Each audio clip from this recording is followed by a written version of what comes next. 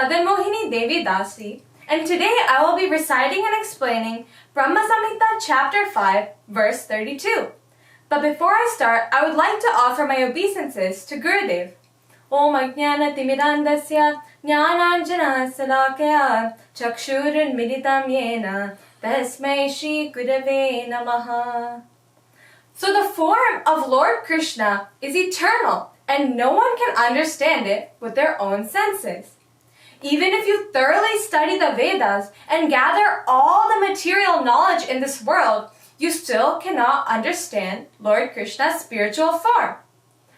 Angani Yasya sakalendriya-vṛtti-manti paśyanti pānti kalayanti ciraṁ jaganti ānanda-cinmaya-sad-ujjvala-vigrahasya govindam ādi-puruṣaṁ ahaṁ bhajāmi. So Angani Yasya sakalendriya-vṛtti-manti. So Lord Krishna's limbs can perform the functions of all his other senses. Then paśyanti pānti kalayanti ciraṁ jaganti. So Lord Krishna eternally beholds, maintains, and regulates an infinite number of universes. Then ānanda-cinmaya-sad-ujjvala-vigrahasya. Lord Krishna's body is imbued with eternity, cognizance, and is very brilliant. And Lord Brahma says, govindam ādi-puruṣaṁ ahaṁ bhajāmi. I offer my obeisances to that original personality, Śrī Govinda. So we all have our own human forms, and we have different senses and organs that all perform specific functions. We can only see through our eyes and hear through our ears. If you start trying to eat through your nose, you'll probably end up choking. But Lord Krishna's spiritual body is way different. You may think that when you offer him naivedyam, he only takes it through his mouth. But Lord Krishna's any limbs can perform any other function of his other senses. And by trying to compare our own physical body to Lord Krishna's spiritual body, we may be illusioned to think that our bodies are similar. It is also stated in the Shruti, sarvataha pani padam tat sarvato akshi shiro mukham. So sarvataha means everywhere, pani means hands, and padam means feet. So Lord Krishna's hands and feet are everywhere. Then sarvato akshi. Akshi means eyes, shiro means head, and mukham means face or mouth. So Lord Krishna's eyes, heads, faces, and mouths are on all sides. This may sound a little strange, and we may wonder, how can we understand this?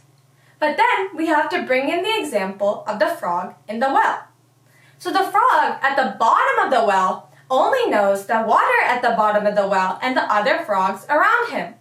But when a sparrow comes from outside and tells the frog that there's a huge ocean outside and that water stretches farther than the eye can see, the frog cannot understand this at all.